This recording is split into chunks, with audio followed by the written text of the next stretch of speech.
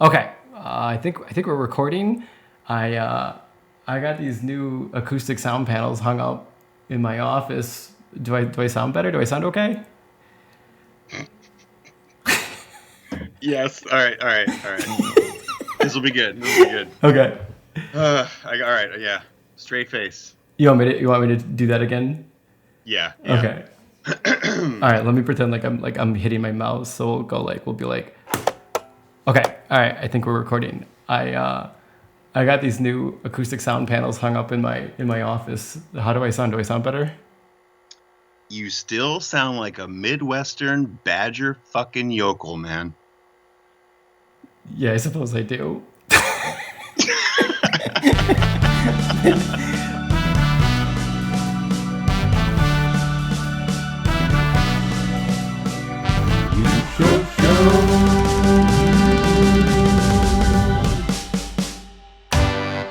Hello and welcome to the You Show Show. It is the show where you show things. I am Kelvin Laser McMurray, and today I am joined by my very good friend Adam Yoe. Adam Yoe, welcome.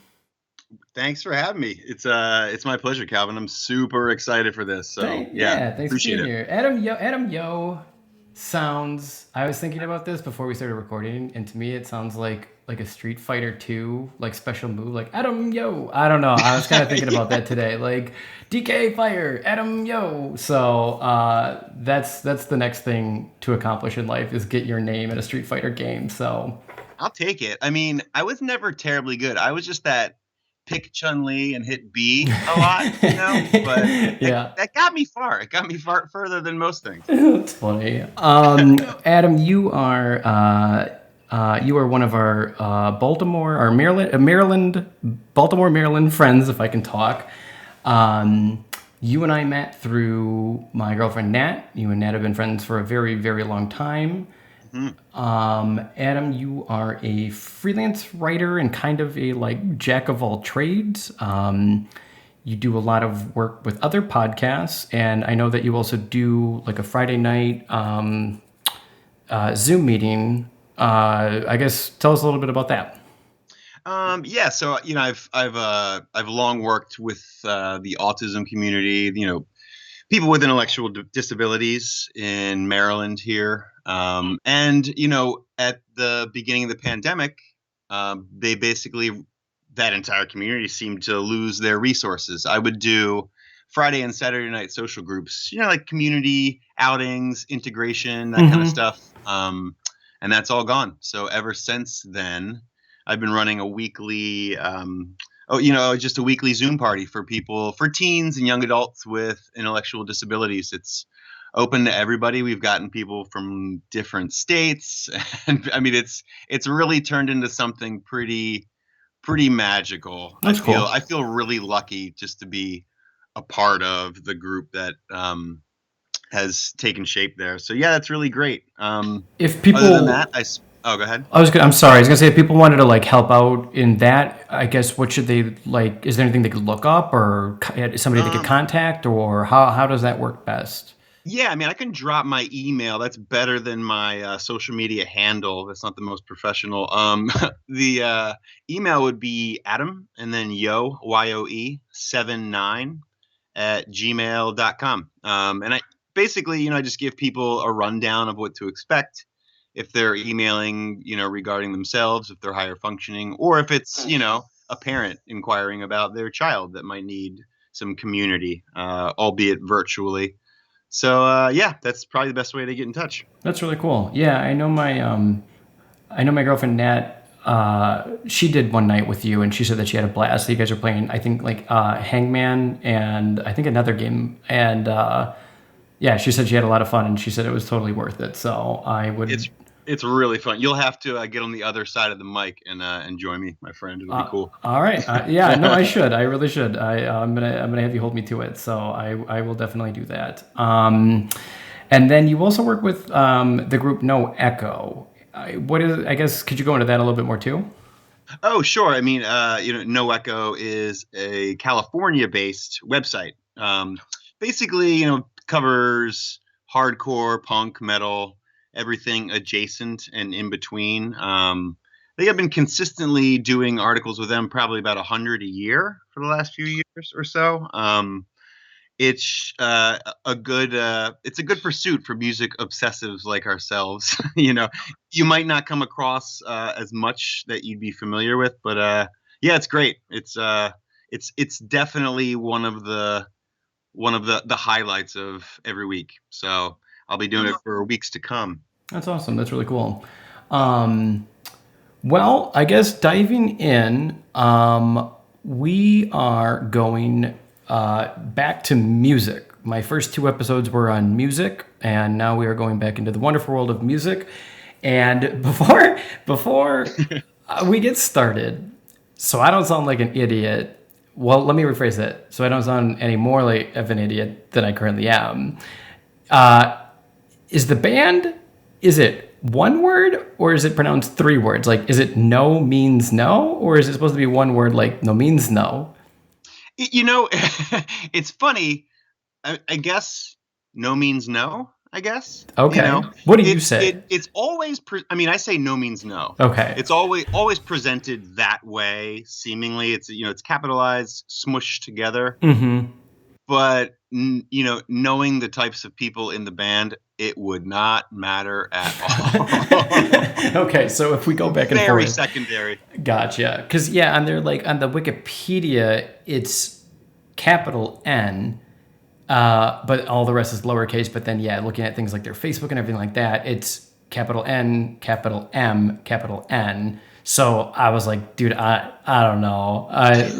Because at first when I saw it, when you sent it to me, I thought it was no means no. And so for a week in my head, I've been practicing saying that. And then it was actually today, I went to go look up just a little bit of information about them. And that's when I was like, oh, I felt like the biggest idiot. I was like, it's no means no. Well, it's funny, you bring that up because I'll get this out of the way. Listening to, was it the most recent episode of your show about Schitt's Creek? Mm-hmm.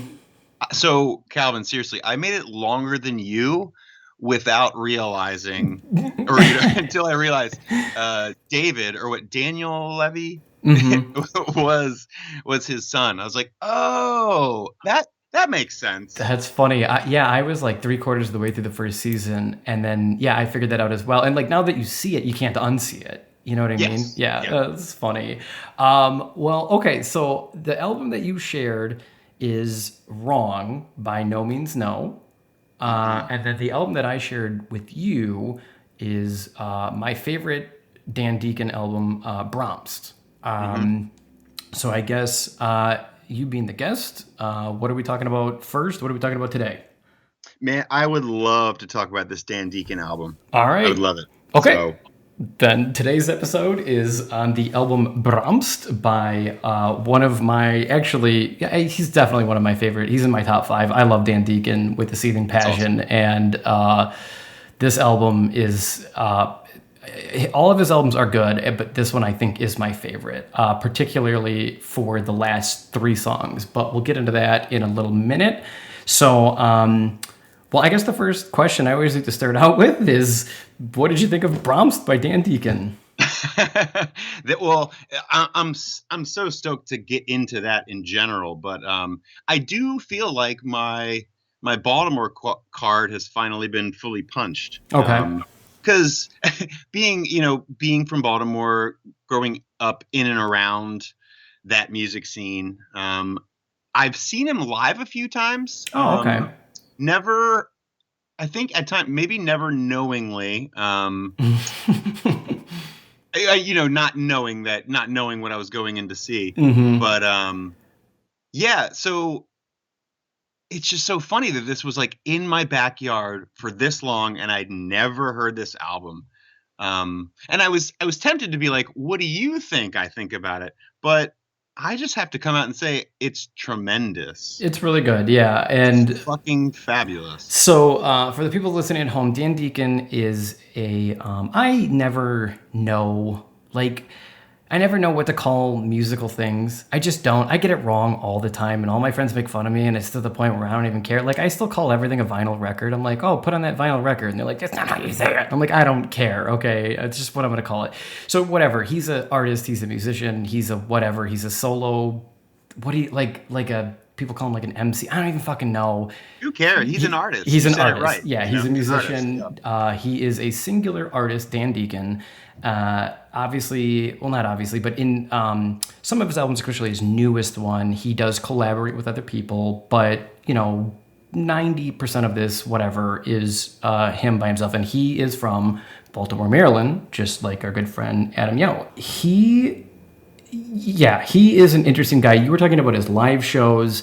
Even before we get into the album, I will just go ahead and say that if you ever have a fucking chance to see this guy live, go. You will not regret it. His shows are a blast. His shows are just like this giant ball of pure happy energy. Like if you're having a bad day, go to a Dan Deacon concert, and I guarantee your day is gonna get a little bit brighter. He does this. He has just this great energy. He himself is this really positive person. Acceptance to the max of everything that you can think of under the sun. You can go to a Dan Deacon concert and you're going to fit right in. You can be as weird or as normal of a human being, doesn't matter. He does things that he interacts with the audience in a show unlike anything I've honestly ever seen in my entire life. So like one thing that he'll do in his shows is he'll pick two people and he'll call them like Captain A and Captain B. And one half of the audience has to follow Captain A, and then the other half has to follow Captain B. So he brings them to the front of these crowds, and then he has them face the audience, and they start dancing. And whatever side you're on, you have to follow that person. Obviously, you don't have to. It's not like there's a fucking gun to your head, but it's really cool. And then people swap in and out. He does things where he'll like form a circle and put somebody in the center of it, and it's like dance until you feel like your heart has been satisfied, and then you have to go hug somebody, and that's how you bring the next person in. So it's just like, obviously this is like a nightmare fuel for pandemic, but but outside of the pandemic, it is an amazing show. His music's not for everybody, but his shows will put you in a better spirit, and I can guarantee that. So, rant over about the live performance, but it is worth checking out. But yeah, so this is the album Bromst, and so you're saying that you were digging on it. I guess kind of like what were like what would you say was kind of like your mood going in and your mood going out? So that's the interesting thing. I started listening, right before recording. I was looking for headphones. I started with my my standard everyday headphones, and about 20 seconds in, I was like, nah, man, I'm gonna need my quote unquote good headphones for this one. It is, I mean, it is so intensely busy Yeah. without overplaying. It's painstaking. I mean, it was so impressive just to kind of create this in a vacuum. Like it's so small and suffocating in some spaces, but it's so celebratory and open and full of crescendos and noise and yeah, I can't imagine seeing this live. I saw him well before this era, I think. Okay. Where does this sit is in his discography as far as like critical reception or like fan reaction? I mean, is this kind of held up as one of his best? Yes. Yeah. Yes. It's I'm 98% certain this is his second album. Spider-Man of the Ring is his first. That's also a very good album. That one's a little bit more bizarre. This one, I would say,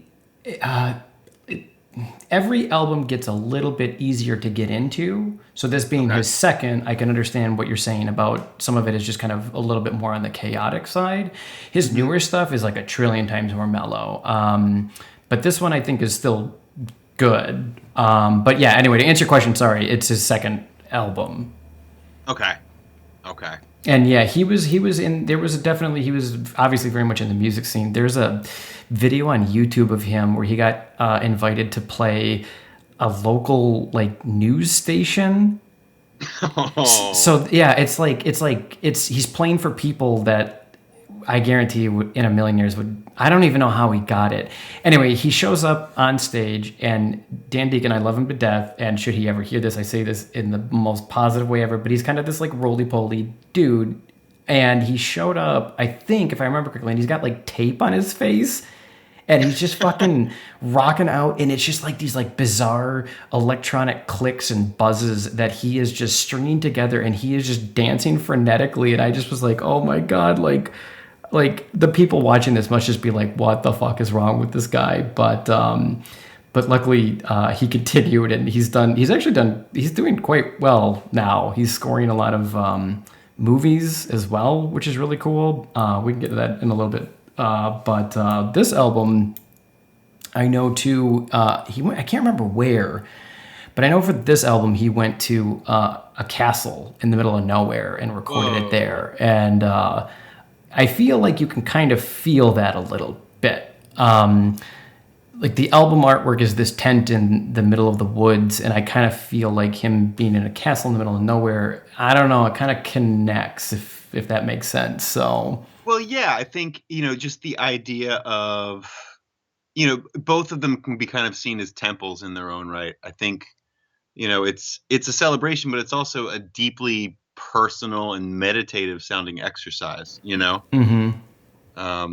But I gotta say, what's the first song? Build Voice. I just love the audacity to start an album that way. I just applaud stuff like that. Like, it's... For someone that's not gonna dig it, it's really antagonistic and kind of brave, Yeah. which I think is awesome. Like, I love that. I love that.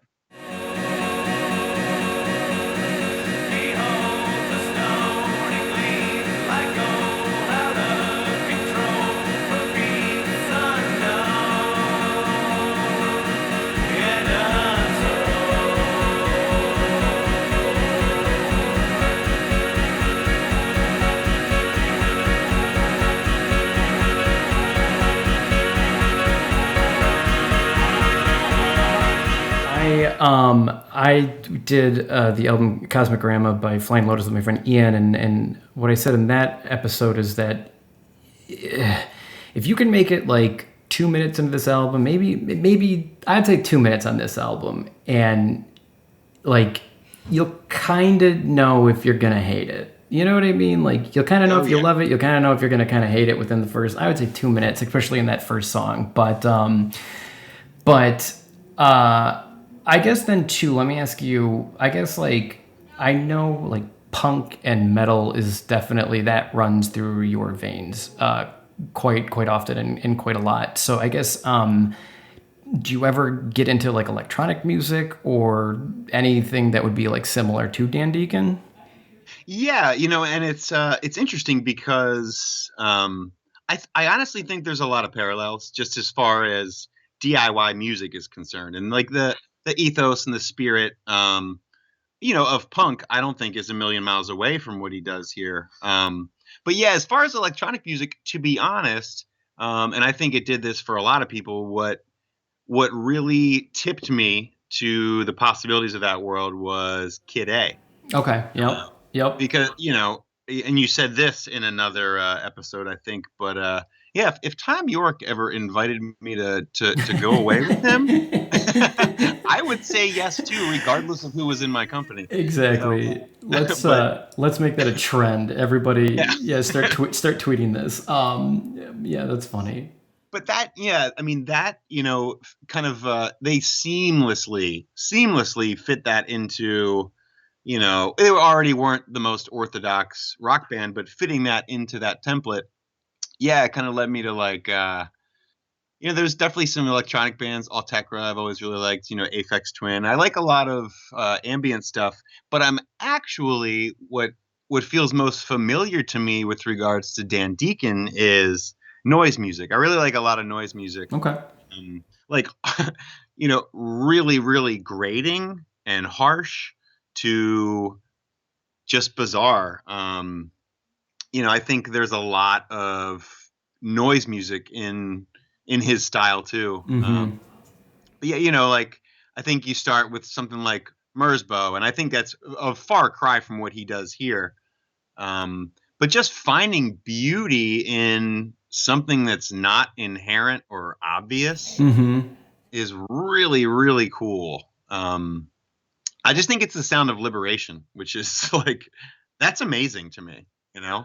So I no, and this album is it has a lot of noise. It does. Like I said, his later albums get a little bit more approachable for, kind of a little bit more of a general audience.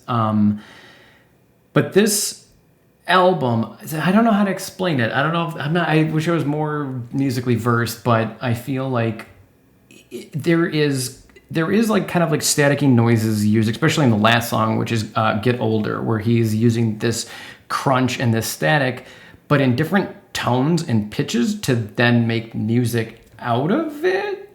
And I think stuff like that is really cool as well. I don't know if there's like a word or a phrase. I don't know, but I'm always a proponent of when it comes to art, when it comes to anything that is trying to send a message, that sometimes you got to make a thing, like you got to make a mess before you can make something clean. You have to understand, like you have to understand like what ugly is to understand what beauty is. You have to have dark in order for there to be light, stuff like that. And I feel like this album, if you think of it in like terms of like ranges of high and low, like it's really, really, really, really, really good, because he will drag you through some depths that are a little hard to listen to, admittedly. And but then he gives you these moments though that are like absolutely beautiful. One of my favorite songs of the album is the third to last song. It's called "Slow with Horns, Run for Your Life," mhm. and that ends. I want to say the last, I don't even know, 3 minutes. So he's doing all of his electronic drabble, and then it kicks into this player piano. And if I am not a classical musician buff, but I'm pretty certain that piece that he's playing is called Bromst. I'm pretty certain of it, and hence that's where the name of the album comes from. I could be I was wrong. curious about that. I, Okay. I could be wrong, but I'm like 90% certain about that fact. But anyway, that player piano, when it kicks in, like I still to this day, I've listened to this album hundreds of times, and I get goosebumps every time that piano kicks in because it's beautiful, and it just plays for like 2-3 minutes. It starts out with some horns, and he has this. He uses his voice as an instrument, so he will pitch it to sound. It sounds kind of like a woman singing. He does it a lot more in his later albums as well. And so you hear this little chatter of this voice. You hear some horns, and then they just fade out, and you're just stuck with this piano for like 2-3 minutes, something like that. And it's beautiful, and there's literally no other way to say it, because it is. And it's like if it doesn't affect you, I don't know what will, because it is really powerful in a really good way. And again, it's like, but in order, like, you know what I mean? Like, in order to really, really, really appreciate it, you got to be kind of dragged through the muck first. And this album will definitely, definitely do that to you.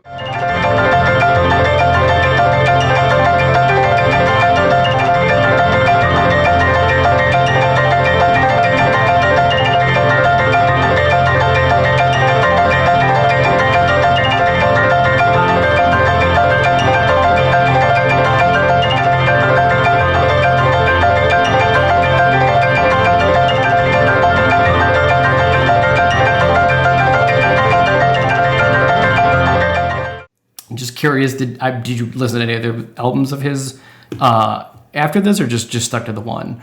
Well, what I focused on this one a good deal, but I listened to the album. What's the one with Wham City on it? Is it called Wham City?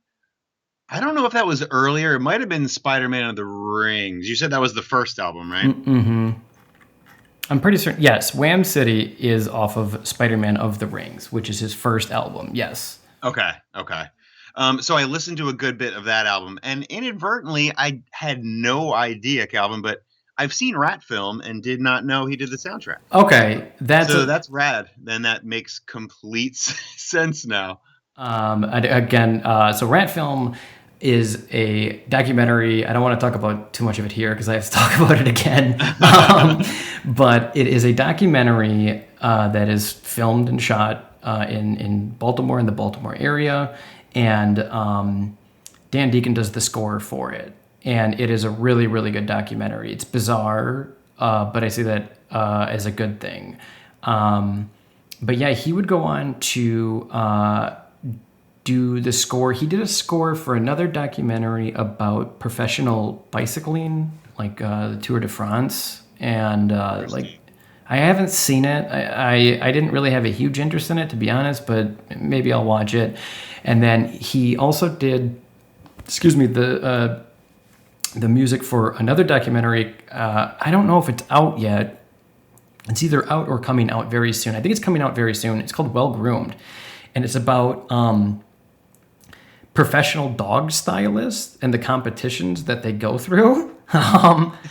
Which is it is interesting. It's kind of weird. Like, I know, like, my girlfriend Nat's not big on stuff like that. I'm always kind of like, well, the dogs aren't getting hurt, but like maybe they are. I guess I don't know the psychology of a dog and like what they'd have to go through for something like that. But like, these are people that like dye their dogs neon yellow and green and orange and pink. I don't know how to feel about that. Maybe I need to watch the documentary. It'll give me some insight on it. I don't know. But either way, it's called Well Groomed, and it's either out or coming out to HBO in the very near future. Cool. Okay. But yeah, he's starting to get into movies as well, which is pretty cool. And it's like I said, each album, each iteration that he's coming out with is, I would say, a little bit more approachable than the last. He has this I don't even know if I still have it. I think I may have deleted. He has one super indie album that I don't because like he normally goes through Domino Records. Mm-hmm. And I don't even think it went through Domino. Maybe it did. I can't remember the name of it. It's got like an illustration of a dog on the front with a yellow cover, and it's unlistenable in my opinion. It's just like, it's like this is electronic staticky music, but there's like a pulse to it. There's a beat, there are rhythms, there's music in it. The one that I'm talking about, I swear to God, it's just like completely random noises, and some of that I can't do. I need a little bit of actual music in what I'm listening to. But beyond that too, he's done a lot of collaborations. He's done a lot of things, which is really cool. And he did a bunch of work with Adult Swim.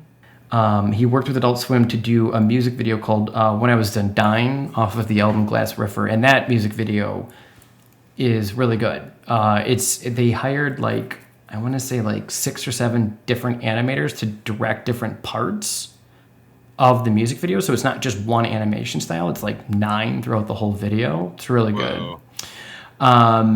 So anyway, I'm sorry. I feel like I've been sitting here rambling for like 12 years on my love and appreciation for Dan Deacon.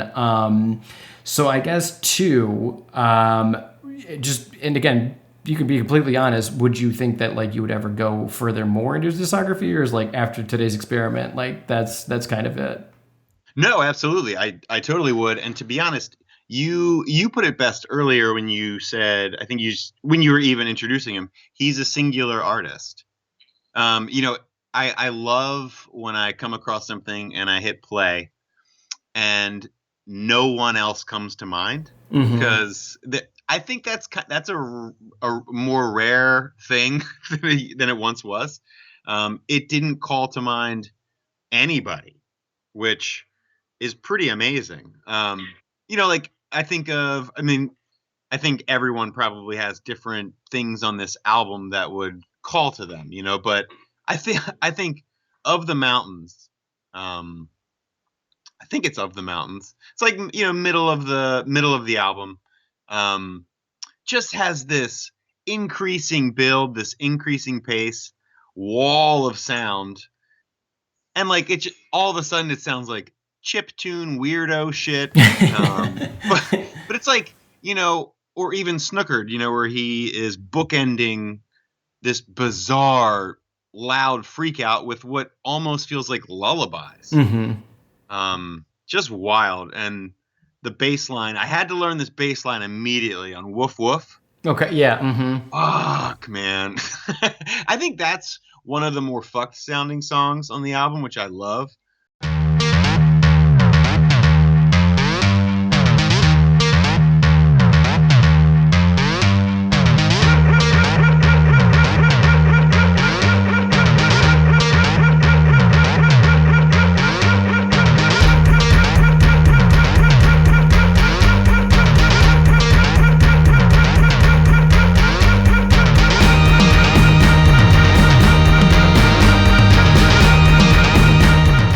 He just every song would come on and he would just subvert my expectations. That's really cool. Yeah, so I like groups, and you kind of pointed to this too, that juxtapose the delicate with the harsh, or the ugly with the beautiful. And you're right, you can't have one without the other, and he does it really well. But so I'm curious, because I tend to think that every album has one, but what is the centerpiece of this album? I don't know if there's one that's like agreed upon by fans of the album, but what's for you the centerpiece? I know you said the slow with horns sounded like it was definitely a highlight, but I think for fans overall, I know that there's a song. It's the third song. It's called "Patting Ghost." That is the fan favorite of this album. I whenever I'm out and about and I bring up Dan Deacon, that is, if people know him, they will typically bring that song up.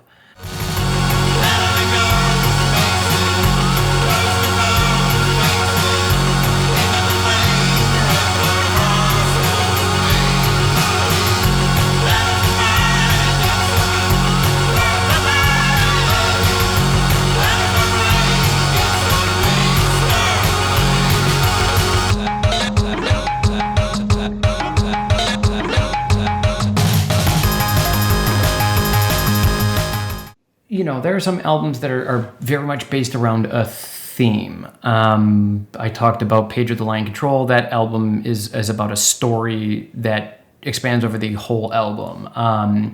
Another album that just comes to my mind is Tom York's solo album, The Eraser. That whole album is about global warming and the threat that it is poses on this earth. And you don't notice it the first time, but the more you listen to it, the more you pick up on it. And Dan Deacon does not have that in his music, but there are still themes. If you really look at a lot of his lyrics and you look at a lot of his emotion, like I put him in the category of like, his music is emotional. This is like something you're supposed to feel.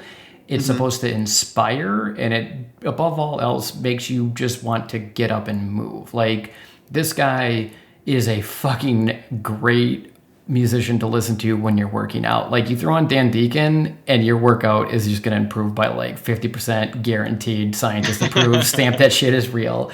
And this album, like, to me, this album is about like hope, if that makes sense. I don't know if you got that, but this album to me is about hope. That's what I always kind of feel, like overcoming something. It's weirdly this is gonna sound crazy, but like every time I listen to this album, I think of like a knight that has to go out and defeat a dragon. I don't know where the fuck that comes from, but that's just like imagery that comes to mind when I think about it. That's not weird at all. To be honest, there was an interview with him based off his newest album. So his newest album is called Mystic Familiar, and he talks about do you know? So a Mystic Familiar, for anyone that doesn't know, is like a conjured spirit. Like, so I played Dungeons and Dragons a lot, and a Mystic Familiar, like, you can summon like astral cats to come to your side. So they're not physical. They're more, what's the word I'm looking for? Is it corporeal, ethereal, kind of like ghost aura spirits. And so he built an album around that idea. But again, like, the whole album's not just about that. That was just like a starting point.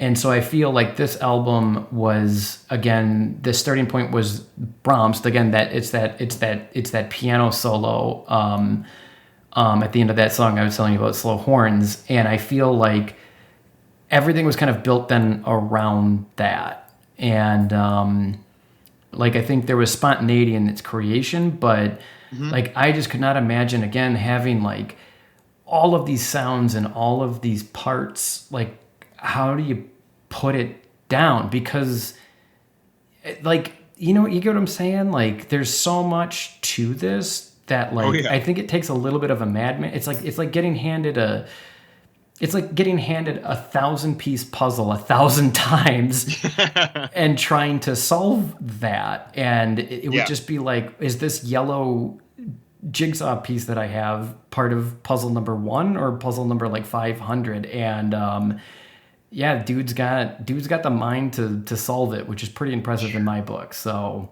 Oh, unquestionably. I kept thinking about like putting a song like this together. You have like a song map that looks like the fucking New York subway system. You're like, how are these connected? Like, who who play who planned this and made it work?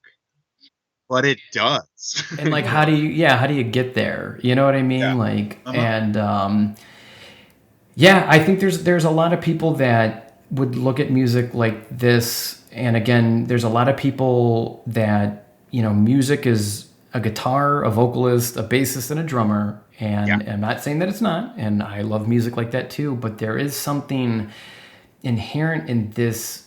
I don't even know what you call it. New wave, not new wave, because it's not new wave. I don't even new age. I have no clue. This Who knows, style man? of music where it's again, it's like I'm gonna sit down at a machine, and it's programming. It's creating inputs and outputs to then create these parts and to say that's really cool, that's really interesting. How do I mix it with this other really cool, interesting part? And he does it, and in my opinion, he does it quite well. Yeah.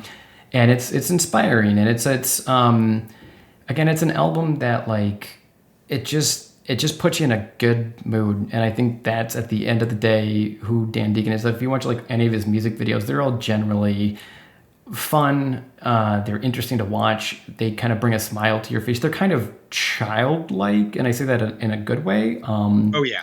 Yeah. And and I think that like too, I think it's again like his concerts and who he is as a person. It's this calling of like all the freaks and geeks of the world, and whatever issues are happening in the world. You can come, and Dan Deacon's he's right there with you. So Yeah.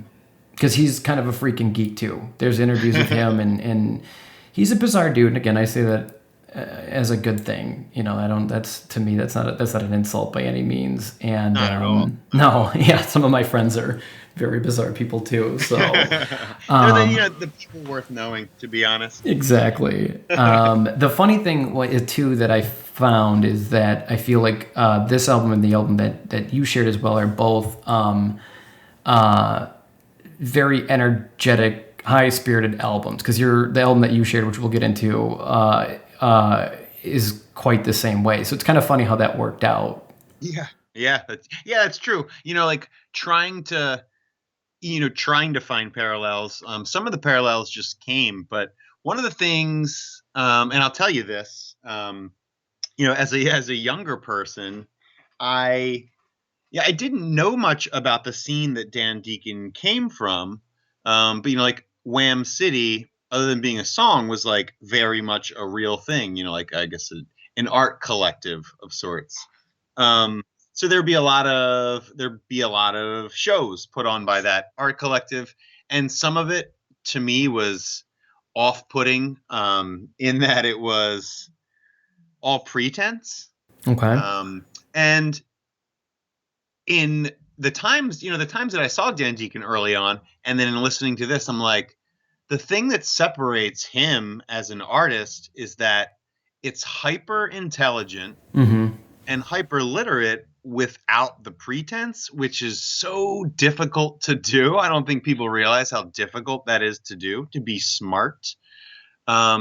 but I think he's smart enough to know that love is more important than being cool. Yeah. Yep. You know, and you can hear that, which is it's kind of disarming, which that's one of my favorite qualities in music. Like, aside from like, whoa, I didn't expect it, this sounds cool, to listening to it for the second and third time being like, this is deliberately trying to be a good force. Like, that's, I don't know. I mean, you know, you can maybe not like it. Clearly, I'm sure there's plenty of people. I bet the majority of people that we would play this for probably wouldn't dig it. You know, the normies in our life. Yeah. But you can't deny that, like, wow, he completely accomplishes what he's setting out to do exceedingly well. Yeah, and there's a mini documentary on the creation of this album, and it, like I said, he basically locked himself in a castle. I don't know how much time he had, I can't remember, and I mean, in the interview with him and the footage that came out of that experience, I mean, he was working on this until literally the last second, and it was Domino Records just giving a deadline. I'm a proponent of deadlines. Force creativity. Deadlines are really important for artists, in my opinion, and I feel like this is the result of that. His other albums after this are great, and they're all worth listening to. But I feel like he got a little bit more time, and he got a little bit more. Like, I feel like this album, Bromst, he knew was the album that was going to make or break him, and I think that you can definitely feel that in this album. And the other ones don't have that same edge. Again, they're very good. I like them. It's just this one has this intensity that you can feel, and I feel like it's him just putting 1,000,000% of everything that he can into this to make it be what he wanted and to say, this is who I am as an artist. And for that, like you just said, this album's not for anybody, but if anyone sat down and listened to this with headphones on and gave it a fair listen, and to say that like you didn't feel something, that I don't know what it takes to make you feel something, because you got to feel something out of this. So it's cool that you said that. And it's I love that you shared this, because to be honest, I never would have listened to it. That's not cool. For any willing reason, it just never would have crossed my path. No, for sure. That's the I call it that's the great experiment of this is there so far there are things that I've been doing with the show that I too would have I probably would have never listened to the album that you shared had it not been for this as well. So I hear you 1,000,000%, which is pretty cool. So Dan Deacon, Bromst. Super rad. Two things I really wanted to ask you once, because I didn't know this, but you know, creating this in essentially an old castle, the bells, like all the, I'm guessing synth, right? Like synth bells. I have no idea. Yeah, I don't know. But all the bells on this album are awesome. Like awesome. It like stood out to you? Yeah, that was one thing where I was just like, those tended to be my favorite moments. And to be honest, for me, the absolute highlight, the high water mark of the album, you know, for my listening experience, was Get Older. Mm-hmm. Holy shit. Yeah, that's my favorite song off this whole album. Is it? Yeah, it's definitely my favorite song too. It's just, you know, like, it's one of those songs where you're like, I think I said it before, like, it's overloaded without crowding anything. It's just bursting with ideas and energy. It almost feels like the music can't contain itself. You know, like, the music is its own entity. You know, it's like trying to burst out. Yeah, exactly.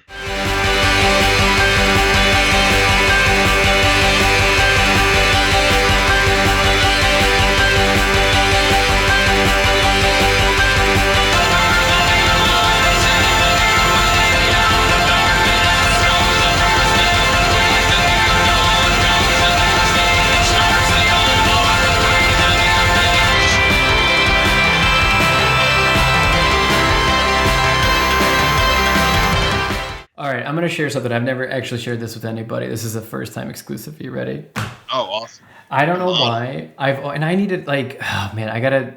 It's story of everyone's life. I just gotta sit down and do it. I've always had this idea for that song. I don't know why, but I've always had this idea in my head of like an animation about a T-Rex who was born, and his father is a scientist, and his father, who's also a T-Rex, nobody believes him that the comet is coming.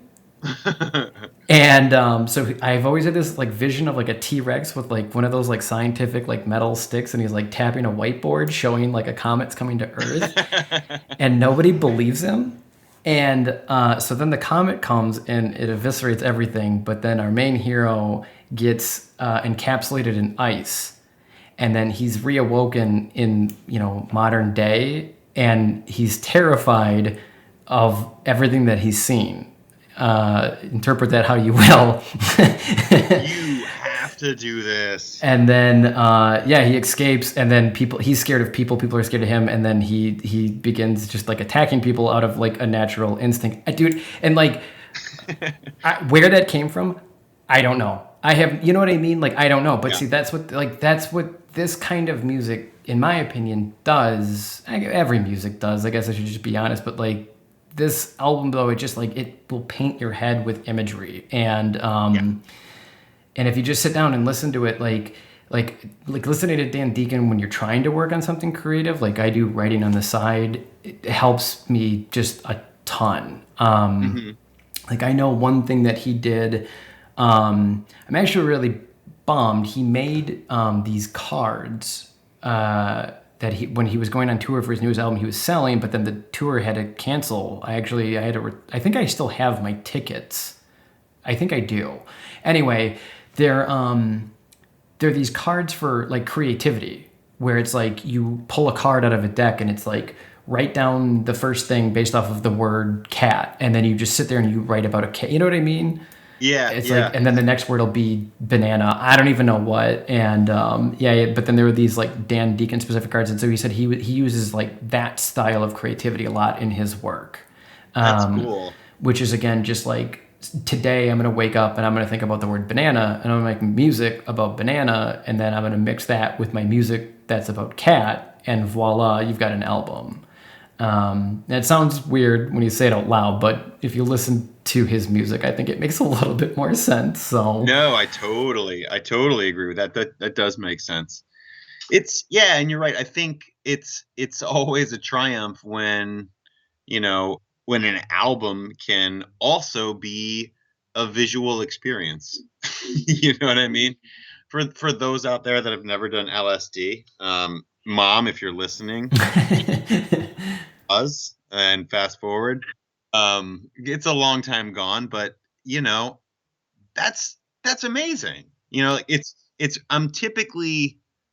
I'm not sure what I'm typically envisioning when I listen to your standard everyday artist, but this I was definitely picturing my own movie playing along. Yeah, it's cool. Yeah, I know what you mean. And I think that there's like the day old argument of experiencing art and media and the like, under influences of anything versus not. And I'm always a proponent that like no amount of drugs makes creativity, because it doesn't. It's bullshit. Yeah. Some of my favorite people that are quote unquote like psychedelic artists have even admitted to never doing drugs.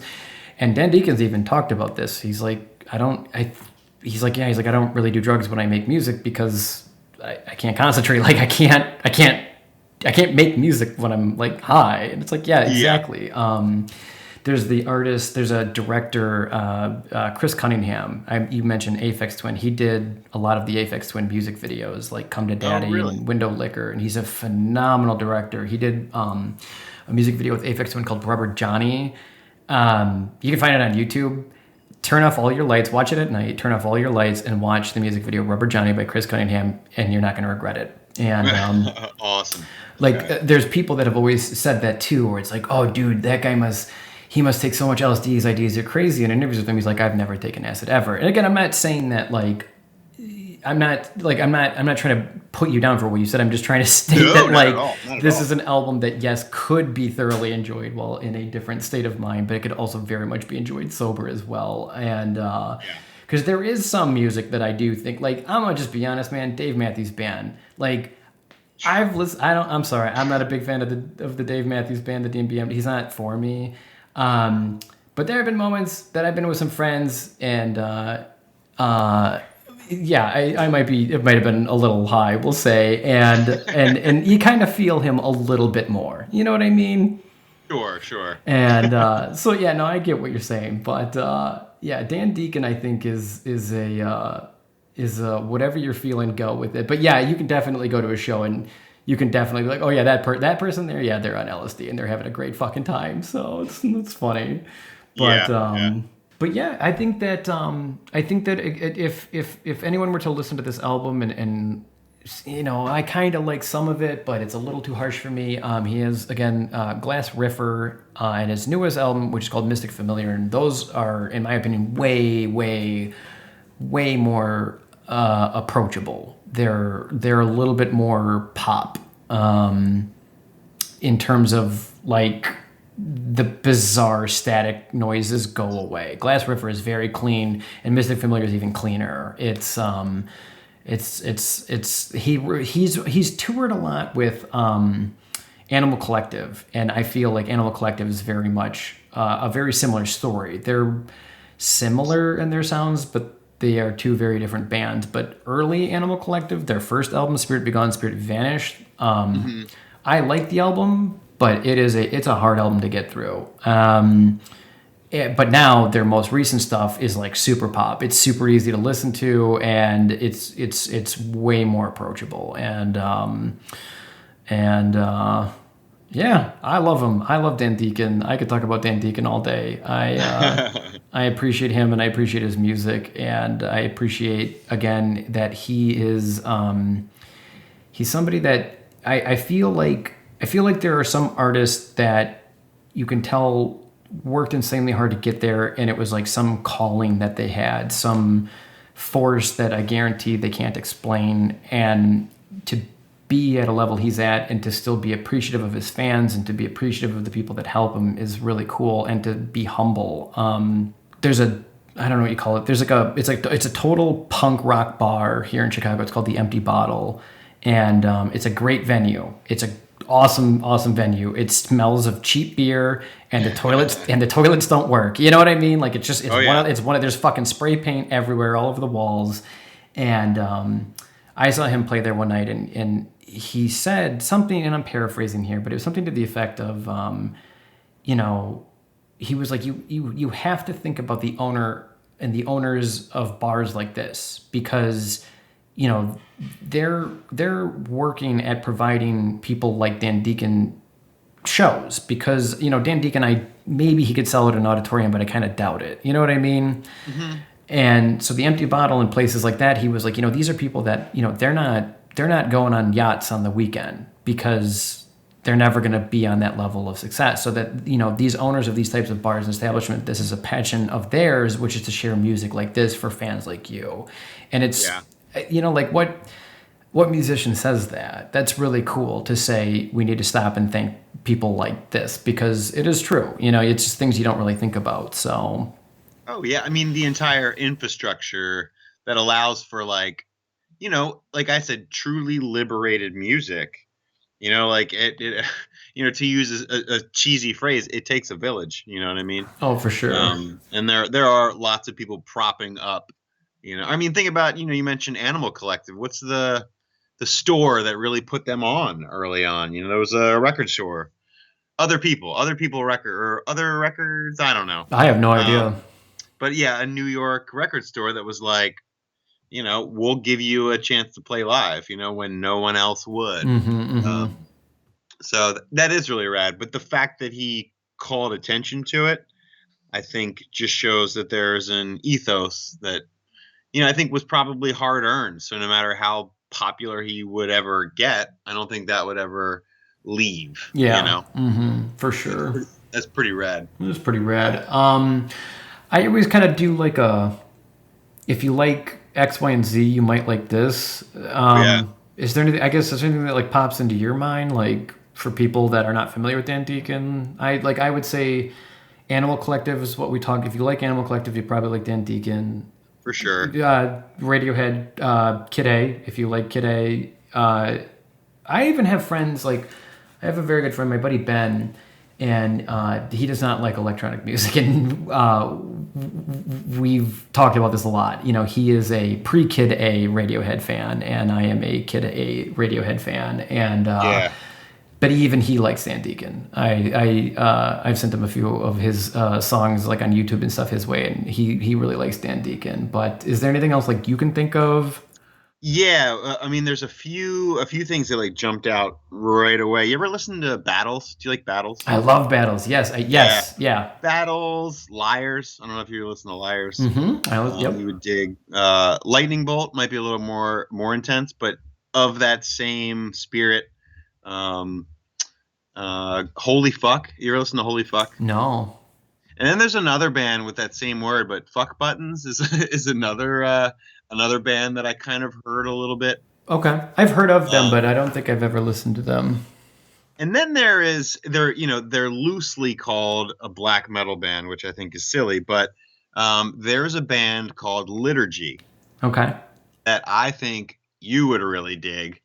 Um, yeah, I don't want to give too much of it away, but just some of that same. Yeah, I just think making crescendos in places where you don't even feel like they belong and making it work. Kind of that same like, wow, this is some true, misfit music. So yeah, those would definitely be ones. But Battles, for whatever reason, is the first one that jumped to mind, and I love Battles Me too. too. So Yeah. great band. You mentioned Liars. I like Liars a lot. I think that they're a very underrated band. There's a movie with Joseph Gordon-Levitt and Seth Rogen. Joseph Gordon-Levitt's character gets cancer, a really, Oh really, really yeah. bad cancer, and there's a scene at the end of the movie, and I don't give a shit who you are, you're gonna fucking cry, and you could be like fucking Terminator in the ending of this. I can't remember the name of the movie. I might have to look it up. 50-50.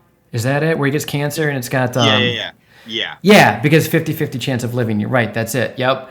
And they play the other side of Mount Heart Attack by Liars at the end No of that. shit. Yeah, and it's that song is amazing. And yeah, they played at the end of that movie when he goes in for his treatment. Maybe I shouldn't have said that. Spoiler alert. But It's been out for a while.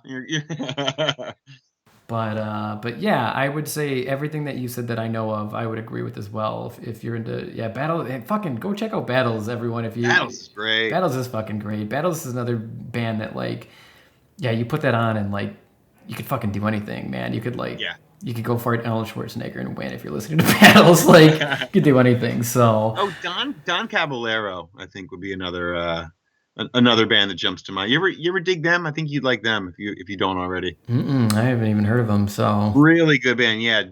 Don Caballero, and I think actually one of the members of Battles comes from Don Caballero. So, okay. but Well, great shit. anything else on Dan Deacon? I don't want to take away from you. If you have any other thoughts or comments, concerns, questions. No, like I said, this is something if you're from Baltimore, you're supposed to know. So now I do. Thanks to you, my friend. I appreciate it. Yeah, I'm happy to help. I still don't fuck with crabs, so Marylanders can eat it. But Fucking crabs and Old Bay. nonsense. They're both nonsense, Calvin. Oh my I'm telling god, you. fucking Old Bay, man. Right? I like it for like 5 bites, Yes. and then Yeah. after that, I'm like, I'm done. Yeah. I'd be like 2 chips and I'm good. Yeah, 2 chips. Yep, 2 Old Bay chips, and I'm set for the year. Thank you. Yeah, no, I actually just sometimes randomly with Nat, I call her Old Bay. Old Bay, Old Bay. She loves it. Well, everybody, thanks for tuning in. Again, the album is Bromst by Dan Deacon. I give it 2 thumbs up. Adam, how many thumbs up do you give it? I mean, so that's the maximum number we're giving. No, you can go as many thumbs as you want. I'm gonna go 4 thumbs up. Me, Wow. Me and you both giving thumbs up on my behalf. Like knuckle bump, knuckle to knuckle, thumbs up, Yes. thumbs up. Gotcha. That's a I miss the physical contact, the high fives of pre-pandemic times. So exactly hugs. yeah, yeah. I give this album a hug. Yeah, right. Take a risk in a pandemic and hug someone. I give this a tender touch on the shoulder. Exactly. I give it a mask around your chin to say hello to Adam Yoe. Exactly. All right. Well, thanks for being here, Adam. And we will see everybody next week where we talk about No Means No. And I am excited to talk about this album. So thank you, Right on. everybody. Yeah, thanks for having me. Later. Yep. Bye.